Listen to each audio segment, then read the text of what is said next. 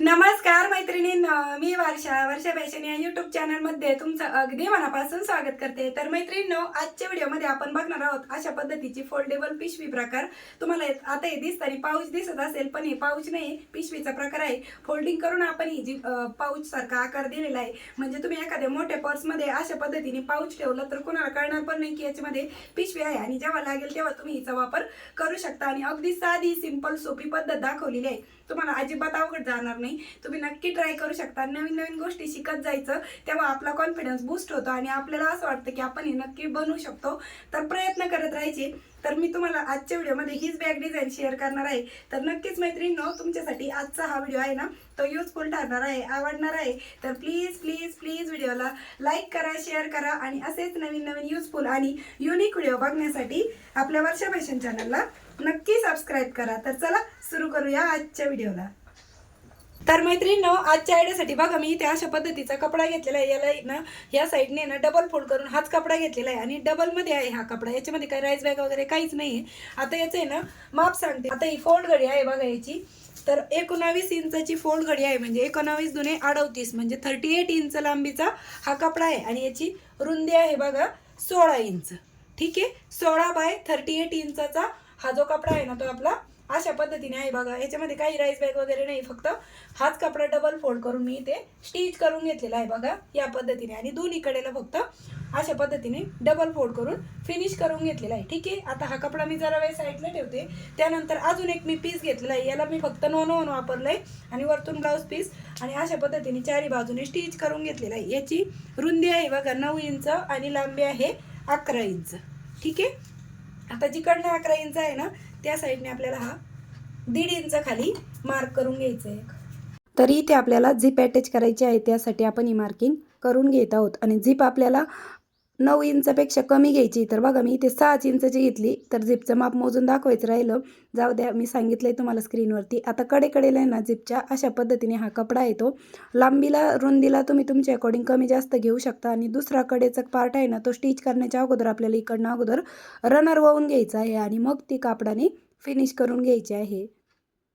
तर या पद्धतीने इकडनं आपण हे जे रनर आहे ते वाहून घेतलेलं आहे। आता त्यानंतर आपल्याला हे जे कापड आहे ते इकडच्या साईडने स्टिच करून घ्यायचं आहे बघा, आणि ही झिप आहे ती फिनिश करून घ्यायची आहे। ठीक आहे, आता झिपचं सेंटर मी मार्क केलेलं आहे बघा, आणि ह्या कापडाचा सेंटरला सेंटर मॅच करून आपल्याला ही झिप आहे ती स्टिच करून घ्यायची, म्हणजे दोन्ही साईडला सारखंच जो कपडा आहे ना आपण लावलेला झिपच्या कडेला, तो समप्रमाणात किंवा सारख्या अंतरावरती दिसेल। आता वरती पण झिपच्या जो 1.5 इंच कट केलेला पार्ट होता ना, तो आपल्याला ठेवून घ्यायचा आहे आणि त्यावरती पण आपण दाबटीप देऊन घेतली। ठीक आहे, तर अशा पद्धतीने आपली ही झिप आहे ती स्टिच करून झालेली आहे। आता यानंतर आपल्याला ही पॉकेट अगोदर याला झिप लावायची बघा। तर जिकडनं 11 इंच होती ना, त्या साईडने मी इथे एक सेंटरला मार्क केलं, फक्त एकाच साईडने। आणि ही जी झिप आहे ना, तिचा बघा आपल्याला एकच भाग घ्यायचा आहे बघा, ती ओपन करून घेतली ना मी, आणि हा एकच पार्ट आपल्याला लागणार आहे ह्या झिपचा। आणि एवढा पार्ट आपल्याला म्हणजे एक्स्ट्रा ठेवायचा आहे, तुम्ही 1-1.5 इंच झिप एक्स्ट्रा ठेवा पुढे। आणि या पद्धतीने लक्षात ठेवा, फक्त झिपचा एक सिंगलच पीस मी ओपन करून घेतला आहे आणि तोच आपल्याला पूर्ण बाजूने स्टिच करून घ्यायचा आहे इथपर्यंत। ठीक आहे, आणि इथपर्यंत आल्याच्या नंतर थोडं एक्स्ट्रा ठेवायचा आणि कट करून घ्यायचा। परत एकदा बघा, हा झिपचा मी एकच पार्ट ठेवला आहे, हा एक पार्ट आपण नंतर कधीतरी वापरात आणू शकतो। आता बघा, या पद्धतीने आपल्याला झिपची राईट साईड आहे ती मेन फॅब्रिकच्या बाजूने ठेवून घ्यायची आहे आणि या पद्धतीने आपल्याला ही झिप आहे ती स्टिच करून घ्यायची आहे। अगदी डिटेल आणि स्टेप बाय स्टेप दाखवत आहे मैत्रिणींनो। हाच पार्ट मेन आहे ह्या आपल्या फोल्डिंगच्या बॅगमध्ये, आणि हाच पिशवीचा प्रकार नवीन मी तुम्हाला दाखवत आहे। त्यामुळे तुम्ही काळजीपूर्वक बघा, व्यवस्थित लक्ष देऊन बघा, म्हणजे तुम्हाला शिवताना अडचणी येणार नाही। ठीक आहे, या पद्धतीने स्टिच करून झाली। आता त्यानंतर आपल्याला यावरती दाबटीप पण देऊन घ्यायची आहे, आणि जिथे कॉर्नर येईल ना तिथे छोटे छोटे कट देऊन घ्यायचे, आणि थोडासा एक्स्ट्राचा कपडा असेल ना, तो पण कॉर्नरवरचा कट करून घ्यायचा। ठीक आहे, आणि या पद्धतीने आपल्याला ही झिप आहे ती दाबटीप देऊन फिनिश करून घ्यायची आहे। ठीक आहे, म्हणजे दाबटीप दिल्यामुळे काय होतं, रनरमध्ये ते अटकत नाही त्याचे धागे वगैरे, आणि फिनिशिंग सहित आपली झिप आहे ती स्टिच होते। तर या पद्धतीने मी या झिपवरती दाबटीप पण देऊन घेतलेली आहे। आता त्यानंतर आपल्याला याच्यामध्ये रनर पण वाहून घ्यायचे आहे। तर बघा, या पद्धतीने आपल्याला हे जे इकडनं बघा आपण एक्स्ट्रा ठेवलेली आहे ना झिप, ठीक आहे, तर तिकडनं आता आपल्याला रनर वाहून घ्यायचं आहे। तर झिप 5 नंबरची घेतलेली आहे मी, तर रनर पण आपण इथे 5 नंबरचाच घेतलेला आहे। तर या पद्धतीने मी इथे अगोदर एक टाचणी लावून घेत आहे, आणि इकडनं आपण हे जे रनर आहे ते वळून घेऊया. एका साईडने वळून घेतलं, दुसऱ्या साईडने अशा पद्धतीने खालीवर पार्ट पाहिजे झिपचा, मग रनर वावता येतं. तर बघा मैत्रिणींनो, ज्या साईडने आपण हे रनर वळून घेतलं ना, तर बघा इकडनं आपण हे रनर वळून घेतलेला आहे ना, तर इथून जो ओपन पार्ट आहे ना, इथून आपल्याला हा जो याचा पार्ट आहे ना, झिपचा पार्ट, तो आपल्याला आतमध्ये टक करून घ्यायचा आहे बघा या पद्धतीने, आणि आतून बाहेर काढून घ्यायचा आहे. ठीक आहे. तर अशा पद्धतीने आपण इथे थोडासा पार्ट ओपन ठेवला आणि इथून आपण हा जो झिपवाला पार्ट आहे ना, तो बाहेर काढून घेतला. माझा बोर्ड दिसत असेल तुम्हाला, इथून आपण हा झिपवाला पार्ट बाहेर काढून घेतलेला आहे बघा या पद्धतीने, म्हणजे आतल्या साईडने तो गेलेला आहे. ठीक आहे. आणि अजून आपण हा पार्ट कट नाही केला, तो आपल्याला असाच आतमध्ये टर्न करून घ्यायचा आहे. तो आपण नंतर कट करू, सध्या आपण तो तसाच ठेवलेला आहे बघा या पद्धतीने.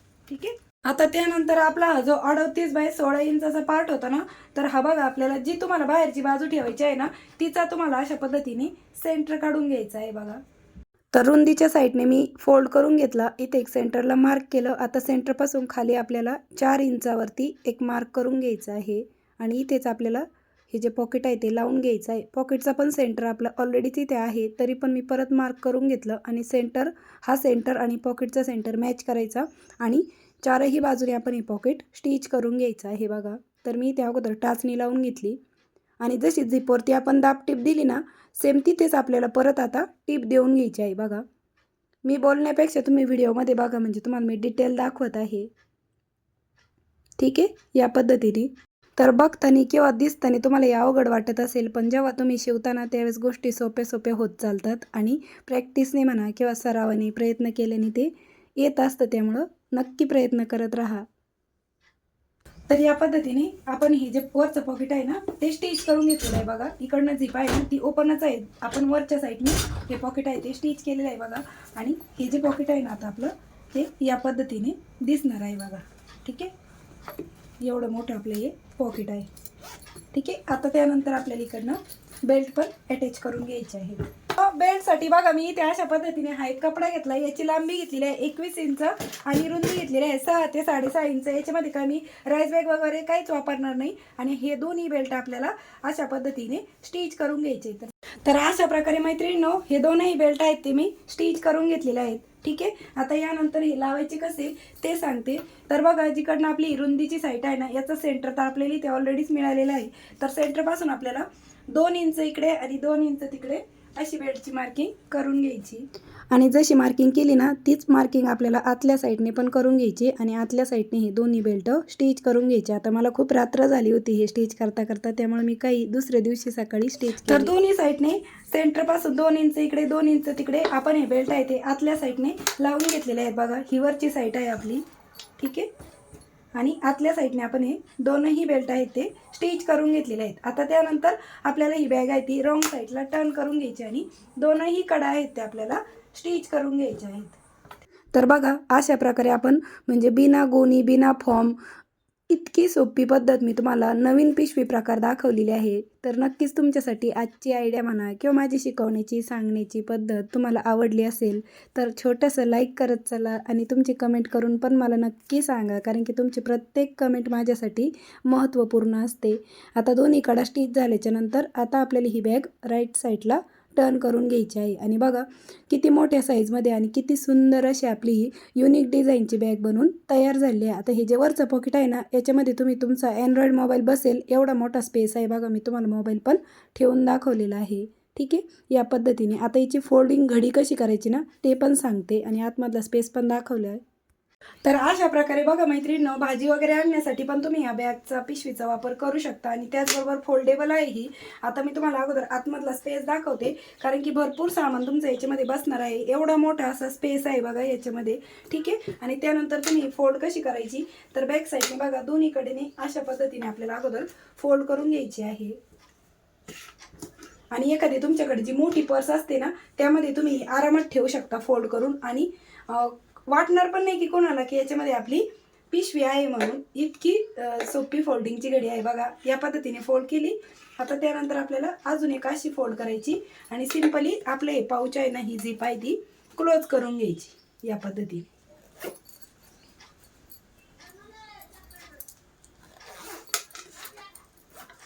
ठीक आहे. आणि जे मध्ये मध्ये येत असेल ना झिपमध्ये तर ते आतमध्ये लोटून द्यायचं. आणि बघा पाऊच पण दिसतंय आणि वरतून तुम्ही याच्यामध्ये काही कॅश वगैरे ठेवू शकता, तुमची ATM ठेवू शकता. या पद्धतीचं पण हे पाऊच आपलं तयार झालं आहे. म्हणजे फोल्डेबल बॅग प्लस पाऊच अशा पद्धतीने तुम्ही एखाद्या तुमच्या मोठ्या पर्समध्ये आरामात ठेवू शकता आणि तिचा भाजीपाला वगैरे आणण्यासाठी वापर करू शकता. किती सुंदर अशी आयडिया मी तुमच्यासोबत आज शेअर केलेली आहे. तर नक्कीच मैत्रिणींनो, तुम्हाला आपली आजची ही जी आयडिया आहे ना ती आवडली असेल, व्हिडिओ युजफुल वाटला असेल तर प्लीज प्लीज प्लीज व्हिडिओला जाता जाता लाईक करा, शेअर करा आणि असेच नवीन नवीन युजफुल आणि युनिक व्हिडिओ बघण्यासाठी आपल्या वर्षा फॅशन चॅनलला नक्की सबस्क्राईब करा. तर भेटूया पुन्हा नेक्स्ट व्हिडिओमध्ये. तोपर्यंत bye bye. Thanks for watching. Shri Swami Samarth. जय जिजाऊ, जय शिवराय. Bye bye.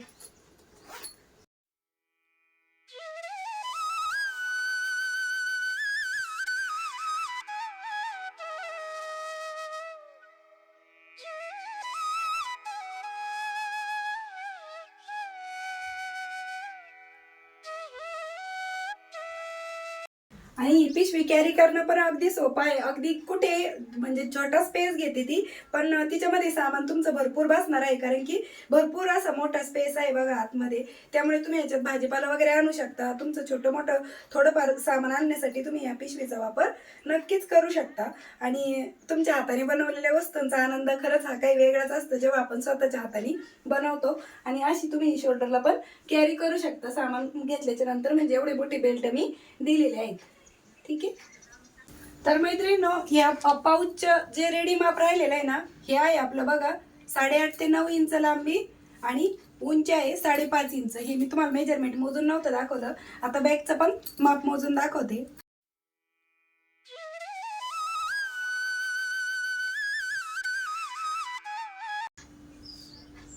तर 14.5 इंचाची रुंदी राहिलेली आहे शिवून आणि उंची आहे 19 इंच. 14.5 बाय 19 इंचाची आपली शिवून रेडी राहिलेली आहे.